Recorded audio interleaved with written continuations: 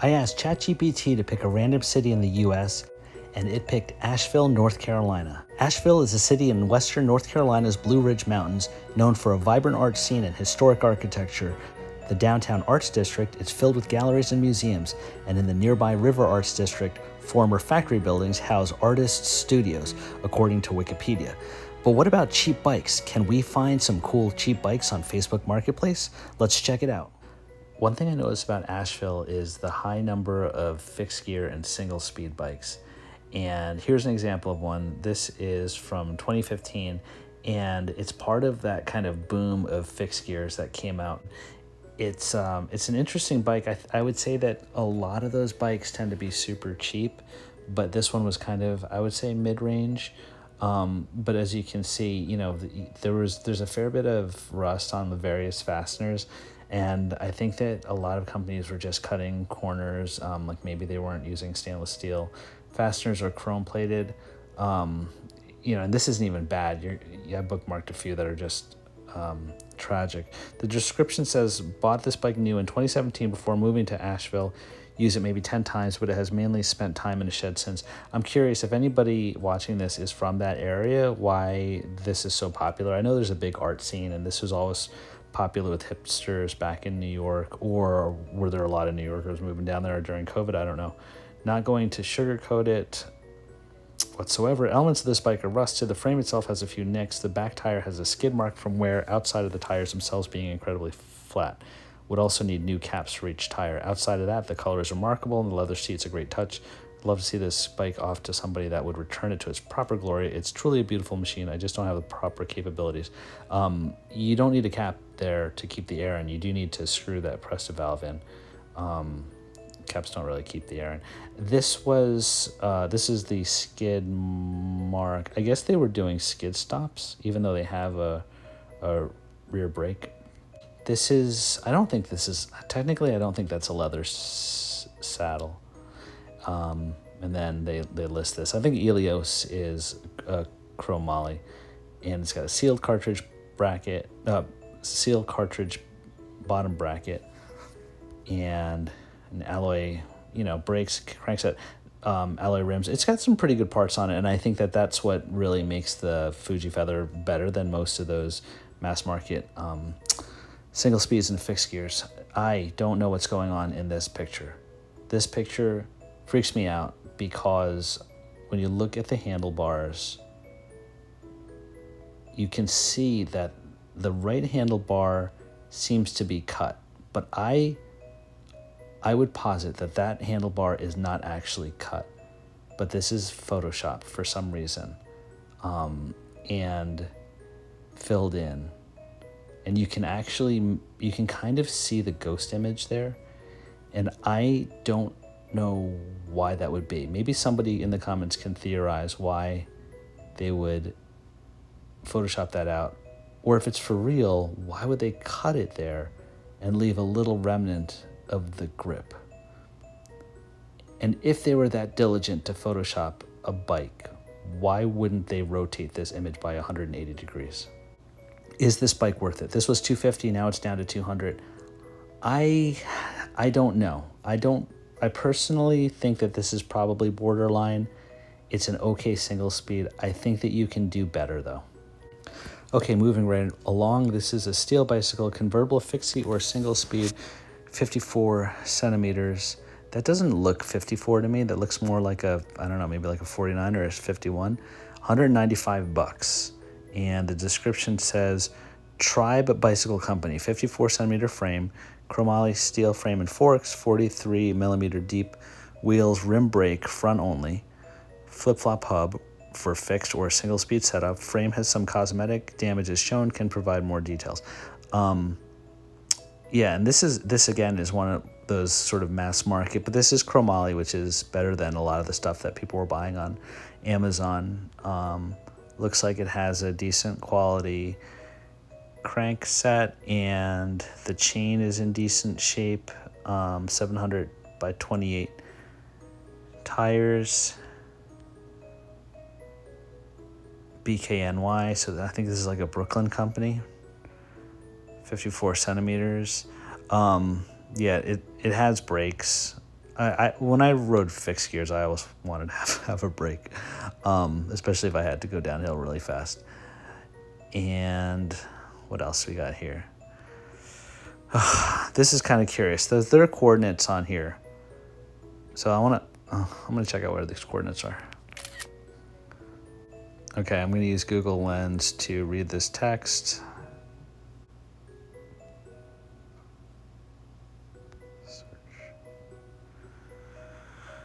All right, these coordinates are somewhere in Sydney. I guess I would imagine this is the headquarters for Tribe Bikes, but I don't know, it just looks like it's some corner office between a legal services office and a cafe. I don't know. I'm sure there's some story here, but I'm sure that's also probably completely boring. Is this good? I think that this is a good bike. I'm going to give this person props for some good pictures. We have drive side, clear background, decent lighting, close-ups of things that you actually want to have close-ups of. So yeah, good job there. Is this worth $195? This is kind of like the Fuji Feather. I think that it kind of is. If you're looking for a fixie or a single speed, then yeah, you could do worse than a chromoly bike like this one. This one's listed as a Giubilato single speed SS road bike, 56 cm, $100 down from $150. I have never heard of this brand, but it looks like a decent bike. Let's see what they say about it.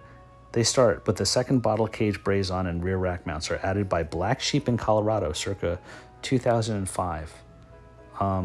That's an interesting kind of like opening line, talking about bottle cage braze-ons. 56 by 56 classic square geometry with riser stem for upright bars, fixed SS bike conversion with Sun CR18 rims. Those are alloy rims, so that's good. Converted to a single speed by Jason Shellman, formerly Simple Cycles out of Fort Collins, circa 2005. Now of Subculture, Cyclery, and Slita Co. A lot of name dropping here. Jason Shellman, good job converting this. I think it's kind of funny to name drop on a single speed conversion, because honestly, like, any decent mechanic should be able to do a single speed conversion.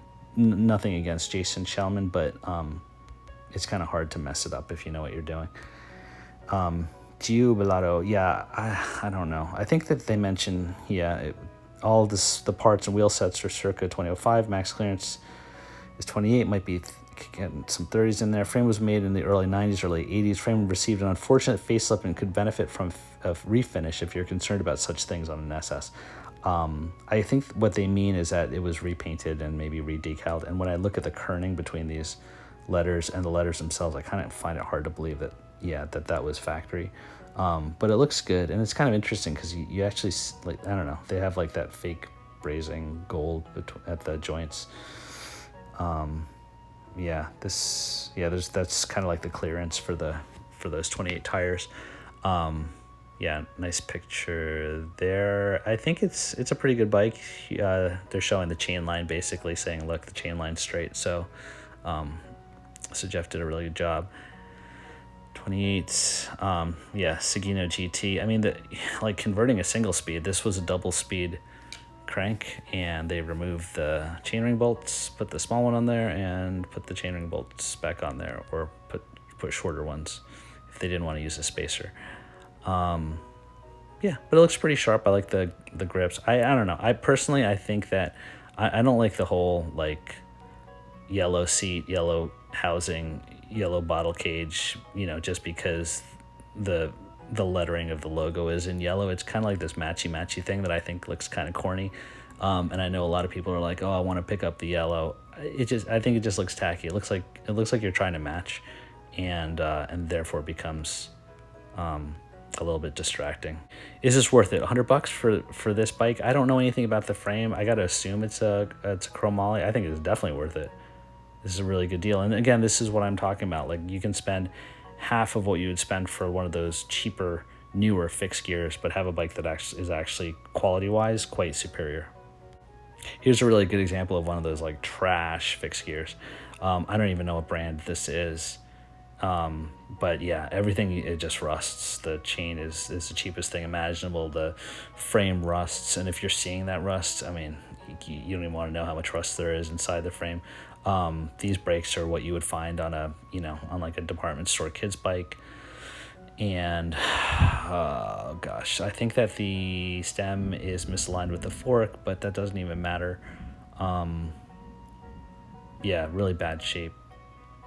I feel like these guys blew their budget on their Toyota Tundra, and then they had like $50 left over for a fixie, and this is what they got. It's pretty horrible. Is it? I don't even think it's worth $20. I wouldn't even get that. Bicycle fixie, fixed gear, rigid large frame, 145 down from 155. This was my son's bike. He built as a MIT engineer project back when he was a student 10 years ago. It is in like new condition. The rear cog can be swapped to either freewheeling or fixed. It does have a front cantilever brake. This is really interesting. I got to be honest with you. The first time I saw this, I thought that the son was just partying all year, freshman year, and then when his dad was like, "Hey, how'd the year go?" He just kind of Kaiser associated up an answer and saw his Amazon fixed gear in the corner and was like, it was great. I built that. I built that bike. That was my project. I got an A. But then I looked it up, and MIT actually does have a bike building program. So yeah, that's awesome. I think it's a nice bike. I guess my big question here is like, if someone told you that their son built a bike in college and it's probably their only one that they've ever made, it might be the only one they ever will. Would you ride it? Would you feel safe riding it? For $145? I don't know. I think that I would go vintage. I don't know. I don't think you should sell your kid's bike if they built it. That's their thing. Hang on to it. Maybe give it to your grandkids. Or maybe not. It might be a death trap. Hey, thanks a lot for joining me again. Hope you enjoyed this video. If you liked it, be sure to subscribe, comment, hit the like button, and we'll see you again soon. Bye.